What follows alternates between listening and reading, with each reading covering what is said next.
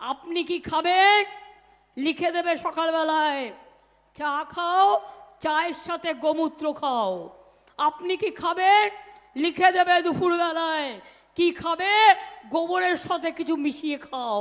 হয়তো ওনার বাড়িতে চালু আছে, উনি হয়তো হয়তো গোবরের তরকারি করেন, ঘুঁটের ঝোল, ঠিক আছে, কিংবা গোমূত্রের শরবত বাড়িতে লোক এলে দেন, দিতেই পারেন। আবার গোমূত্র, গোবর এসব নিয়ে অনেক মানুষ নিজেরাও কাজ করেন, রিসার্চ করেন। তো এর মুখ্যমন্ত্রী বাড়িতে এইসব চা হতে পারে। না হলে ওই যে মারামারি হয়েছিল না, কে ঠেলে দিয়েছিল ওনাকে, ওই সব নিয়েই আমি শুনেছি যে গোমূত্রে চা ফা করেছিল, তাতে চিনি কেউ দেয়নি, বলেছিল যে বালু চিনি চুরি করতে গিয়ে জেলে চলে গেছে, চিনি আসেনি, সেই নিয়েই নাকি ঘরেতে অশান্তি, ওই জন্যই তো পুলিশও চুপ, পরিবারের লোকও চুপ। আমি আবার বলছি, সম্মানীয় মুখ্যমন্ত্রী বয়স হয়েছে, এই রোদ্দুরে আমরা বাড়ির মা মাসিমা ঠাকুমাদের, কোথাও পিসিমা কাউকে বেরোচ্ছি না, উনি বেরোলেই গন্ডগোল হবে, আরো এই সমস্ত উনি বলবেন। তখন দিদি আমাকে বললেন কি চাই, তখন রাজনীতিতে থাকার জন্য কি চাই।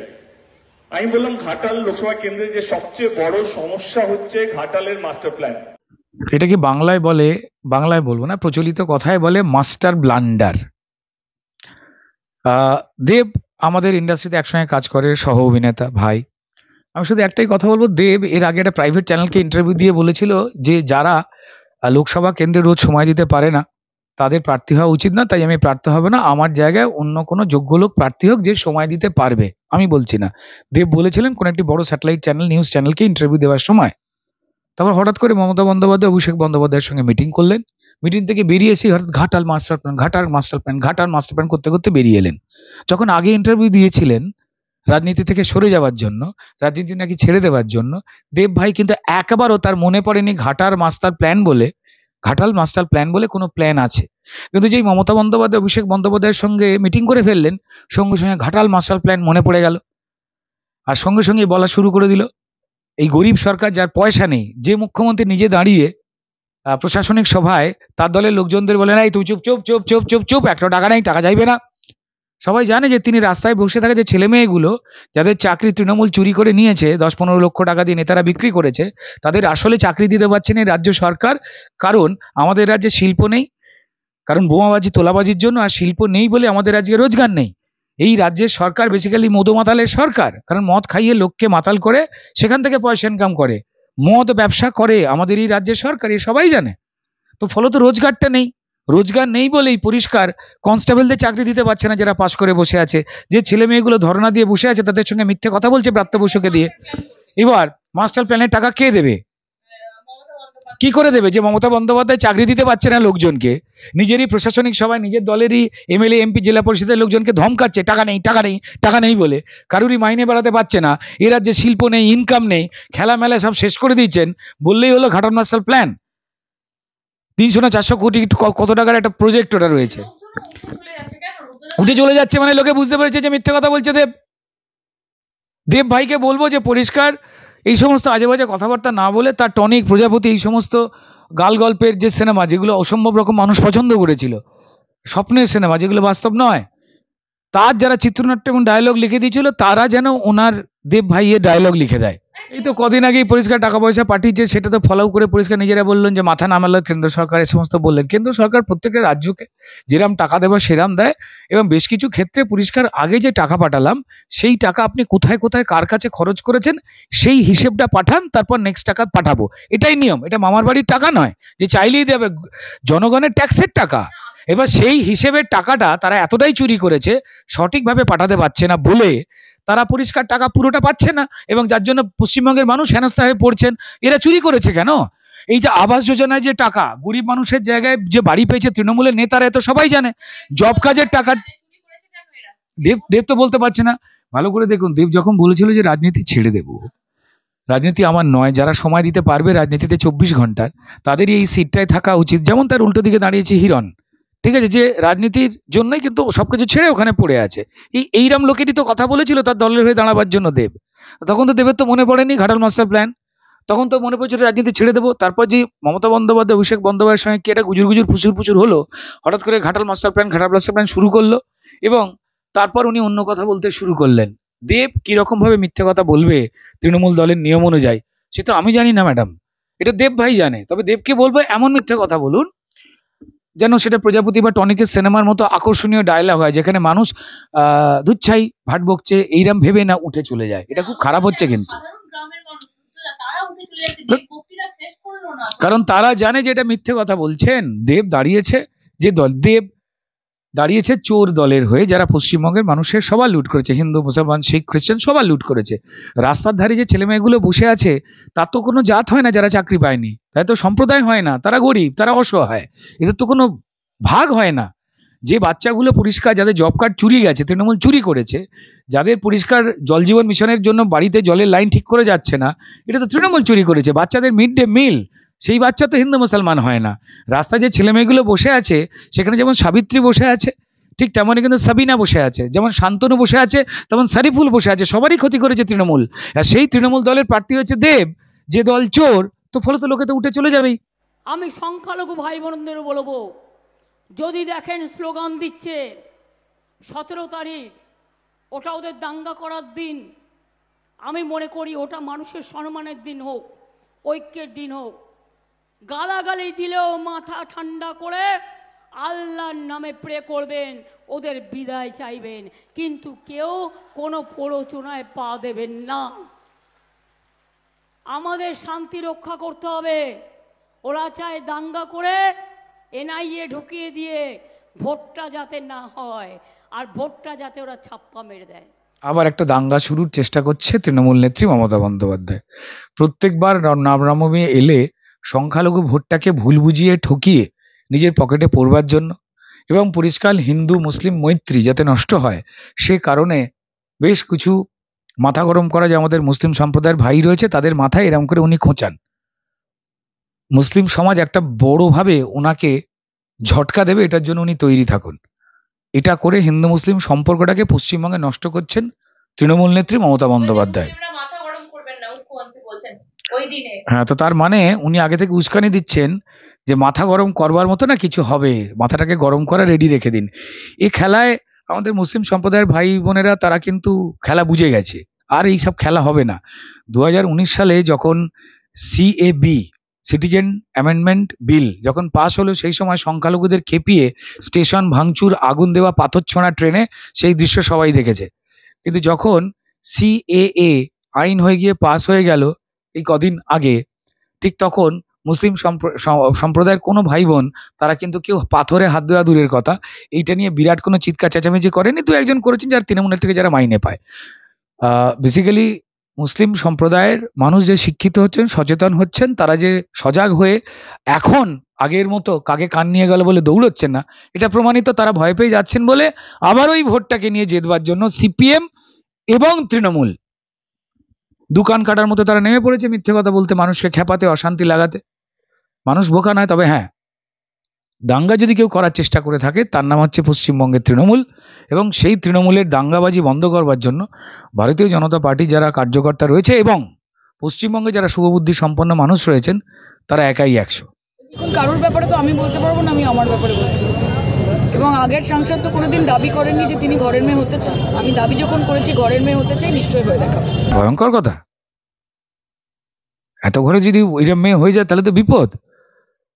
ওনার বাবা মা চিন্তায় পড়ে যাচ্ছেন এই সমস্ত কথা শুনে। তো যাই হোক, প্রার্থী হতে গেলে অনেকে অনেক কথা বলেন, অনেক ধরনের কথা বলেন, কেউ যুক্তিসঙ্গত কথা বলেন, আবার কেউ পরিষ্কার মানুষকে ঠকাবার জন্য বিভিন্ন রকম কথাবার্তা বলেন। সবাই জানেন যে সায়নী দেবী আর আসবেন না, ওই ভোট চাইবার জন্য লোকের কাছে এই সমস্ত কথাবার্তাগুলো বলছেন, এটা মানুষও জানে। উনি কারুর ঘরের মেয়েই হবেন না। ঘরে থাকলেই আবার যদি হিন্দু মানুষের ঘর হয়, সেখানে উনি আবার ওই শিবলিঙ্গে ওই সমস্ত কিছু পড়াবেন, ঠিক আছে, একে তাকে ছোট করবেন, আজে বাজে কথাবার্তা বলবেন, তো মানুষ ওনাকে ভয় পায়। তো সে ভয়টা ভাঙাবার জন্য উনি মিথ্যা কথা বলছেন রাজনৈতিক প্রচারে। না, উনি কেন, সবার ঘরে এরকম মেয়ে তো দরকার নেই। আবার একটা মেয়ে মানে হচ্ছে সবাই ভাববে একটা মেয়ের বিয়ে দাও, তাকে বড় করো, আবার সেই মেয়ে বাইরে এমন কোনো কথা বলে আসবে, চাকরি চুরিতে নাম জড়াবে, টাকা ফ্ল্যাট, সেই জন্য মামলা লড়ো, তাহলে সব ঘরের লোকে কি ভাববে মাসে এতগুলো খরচ করব এমন মেয়ে নিয়ে এসে?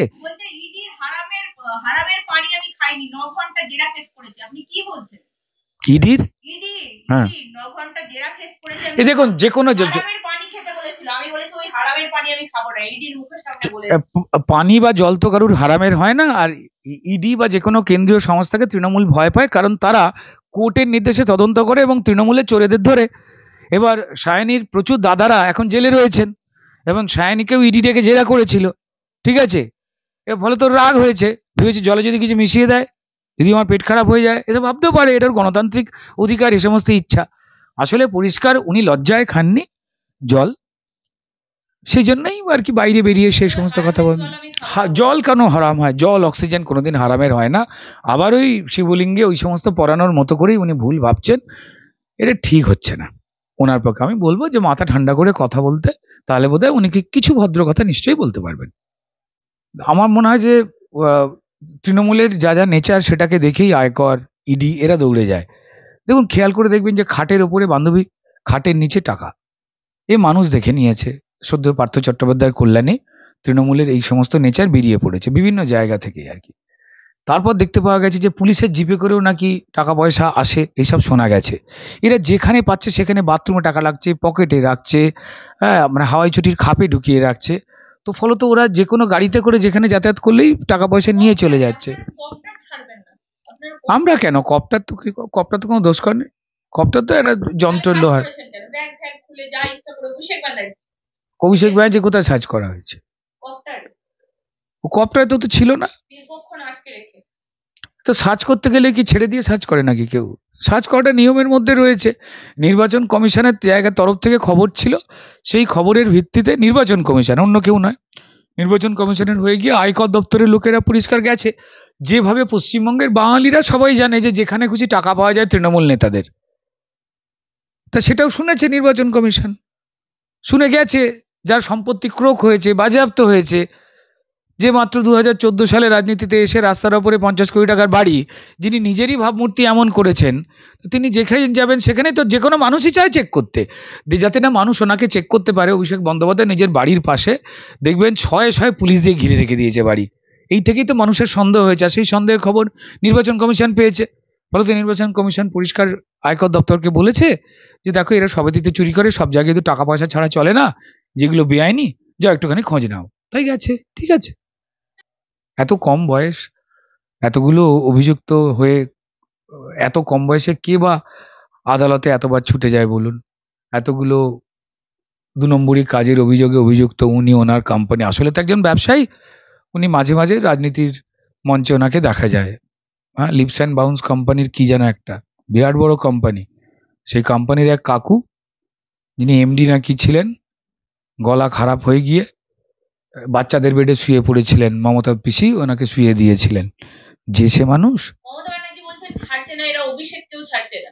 অভিষেকের দেখুন চপারে কি হানা দিচ্ছে। এবার তো মমতা বন্দ্যোপাধ্যায় তো অনেক আগে বলে দিয়েছিল অভিষেকের সম্পর্কে, যা আমার কাছে খবর আছে।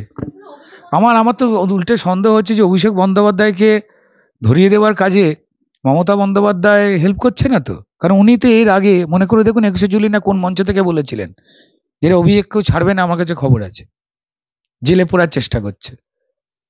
অথচ এদের বড় বড় উকিল আছে। এরা যে কেউ সোনার চাঁদ গোপাল নয়, যে কোনো কারোর নামেই যে অভিযোগ করলে তাকেই যে ধরা হবে এমনটা তো নয়। যার নামে যে কোনো অভিযোগ, ও সম্পত্তি ক্রোক হলো কেন?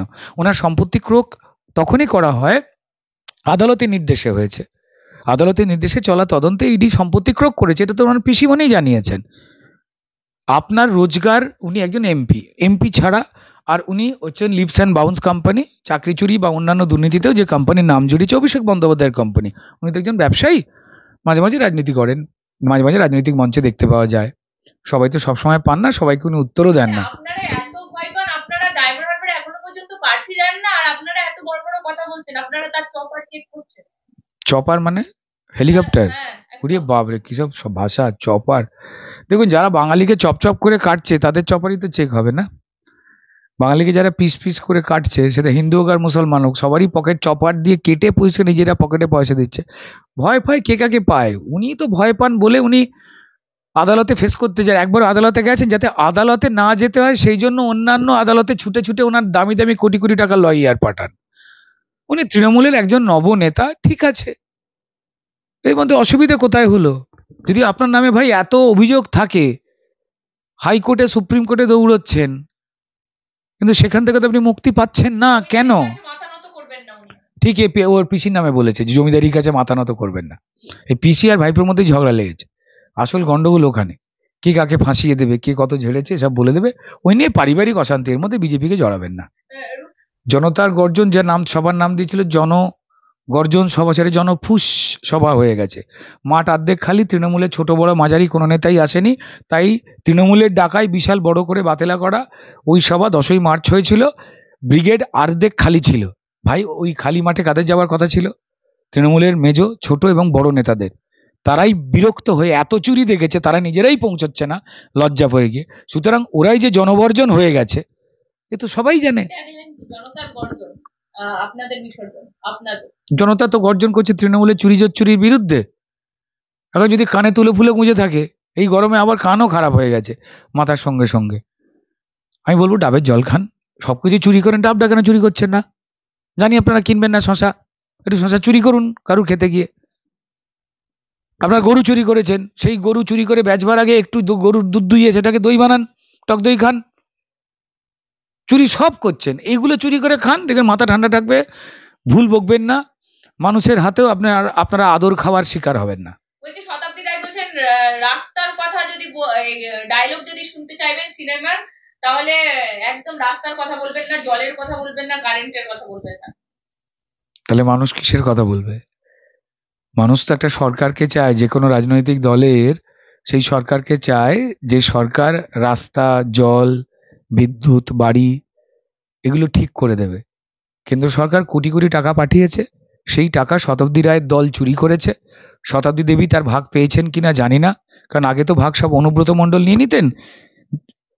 মমতা বন্দ্যোপাধ্যায়ের উন্নয়ন তো তিহার জেলে কম্বল চাপা দিয়ে বসে আছে, বাবা এবং মেয়ে। তো তাই আমি জানি না শতাব্দী দেবীর কাছে ভাগটা গেছে কিনা। সেই কারণে উনি মিথ্যা কথা বলছেন। তৃণমূল দল তো একটা নিয়ম আছে, চোরেদের দল, তার একটা স্ট্যাটাস আছে ভাই, যাই হোক না কেন। তো ফলত শতাব্দী দেবী যে তৃণমূল দল মানে চোর দলের যে ক্যান্ডিডেট, তো সবাই জানে। তো আমার মনে হয় তাই উনি বলছেন যে এটা যে আমরা চুরি করেছি সেই জন্য যে আপনারা পাননি, এইটা নিয়ে মুখ খুলবেন না, তাতে তো মানুষ ওনার উপরে আরো রেগে যাবেন। এ বাবা, কি ভুল করে ফেললেন।